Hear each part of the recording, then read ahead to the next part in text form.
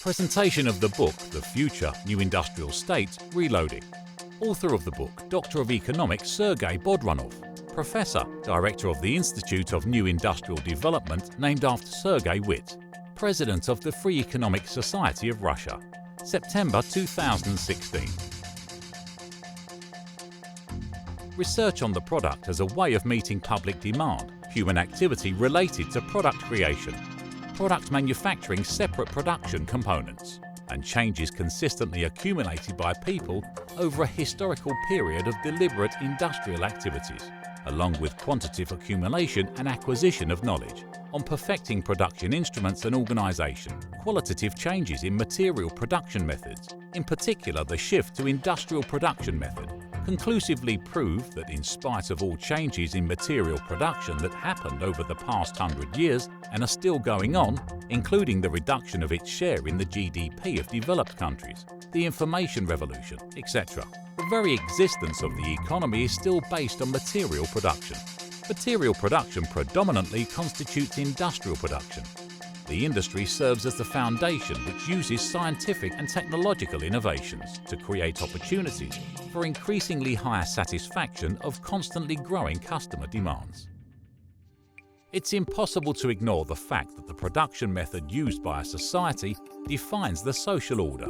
As the part played by the technological application of research becomes more prominent, it changes the characteristics of society based on the industrial production method. Thus, we can conclude that the shift to the new stage of societal development, a new generation of the industry society which can be referred to as the new industrial society of the second generation, NIS2, is inevitable. The NIS2 and its economy, however, will soon become the negation of the negation, a dialectical removal of both late industrialism, described by John Kenneth Galbraith, and information and post-industrial trends described by Daniel Bell and other post-industrialists. In order to describe the upcoming NIS2, we will analyse some important actual trends in the development of modern material production that change the quality of the industrial production process. Changes can be observed in all its components, such as materials, technologies, organisation, labour, and its result, the product.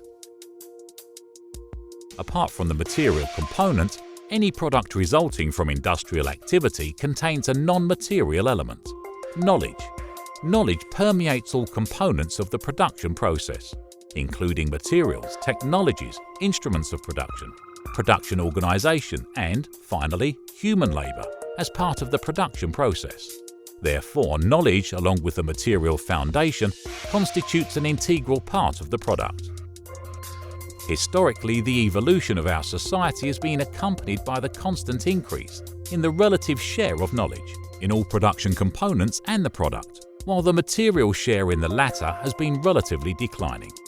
This trend accounts for a gradual qualitative change in the production process and industrial product as a result of such process, and engenders new realities both pertaining to the opportunities for satisfying the demand and to the formation of the new customer demand, while occasionally creating the illusion that it can be satisfied in non-material, non-production, or non-industrial ways. However, it would be premature to conclude that the defining role of material production is a thing of the past. The observed trend warrants a different conclusion. Knowledge intensity of the product of material production is steadily growing, and we're shifting to a qualitatively new type of material production. From the technological perspective, it will be driven by the constantly increasing level of knowledge in technologies, which will determine the knowledge intensity of material production technologies in NIS2. Under these circumstances, the defining role will be allocated to operations and processes that do not engage people as an auxiliary to machines, industrial tools, production lines, but as the source of knowledge. Thus, people are stationed next to production, and their involvement in the production process is that of controllers and regulators. A new material production type that rests on this premise, knowledge-intensive production, will bear a number of characteristic features that constitute a dramatically different paradigm for satisfying public demand through industrial means, prioritizing the non-material share in a product, decreasing the material component, ensuring a higher degree of the ability to satisfy customer demand, its substance and delivery speed, core changes in production technologies, its organisation and the nature of industrial labour, acquisition of industrial knowledge, etc.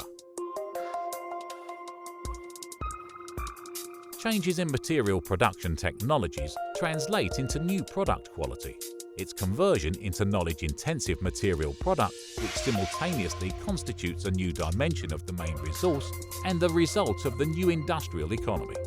Knowledge-intensive material product is different from a regular material product. In our opinion, philosophically speaking, any product represents materialized human knowledge.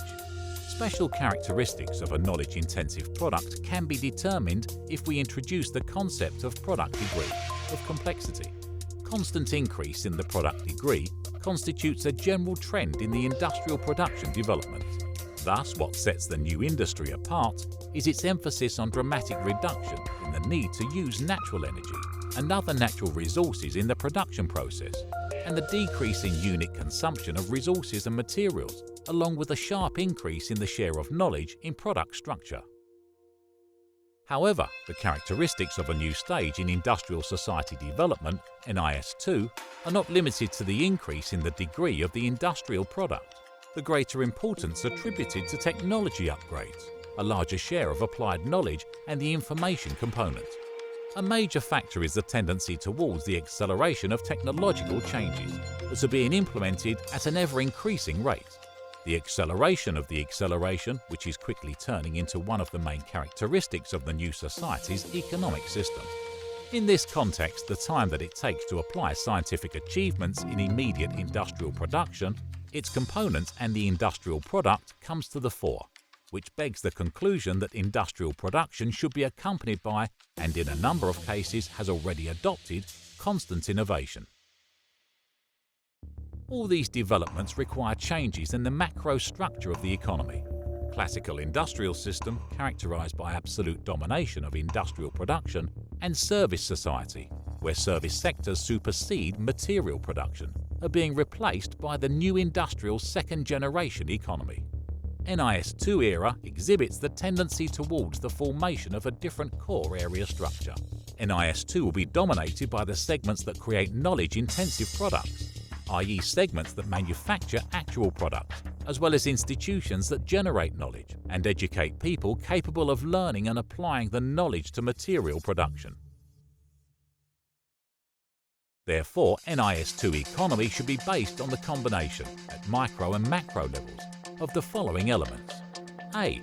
Knowledge-intensive high-tech material production that creates the knowledge-intensive product. B. Science that supplies the know-how. And C. Education and culture that together mould the person who not only possesses the knowledge and is capable of applying it to production processes, but can also generate knowledge. Thus, we delineate three main areas of the new social production.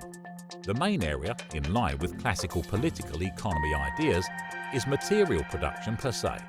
Science actually serves as the direct productive power, and lifelong education becomes an integral element of production performance. The above-mentioned changes in the substance of social production, along with the constant acceleration of the increase in knowledge intensity of production, determine the need for maximal convergence of production, science and education, and thus lead to core structural changes in material production. The core production elements of the new industrial economy is thus represented by a new generation of industrial complexes that incorporate production, research and education into a single production process, not only at the macro but also the micro level, and include production facilities, R&D centres and educational institutions within a consolidated infra and ultrastructure. Research and production networking becomes the main mode for macro organisation of production. A part of the emerging industrial economy, the development of new substance and structure of social production determines the changes in the system of economic relations and institutions. Changes in the technological basis provide the opportunity for the emergence of new consumer needs and the introduction of new players, social strata and interests. But such changes also put extra pressure on the ties and on the elements of the economic system, and can lead to the escalation of tensions due to competition for their appeasement. that are incidentally resolved by transitioning over to a new stage in the result of a coup or evolutionary reforms. The use of economic and social planning and scholarly foresight in the management of economic development processes could abate dramatic social upheavals caused by radical changes in economic systems.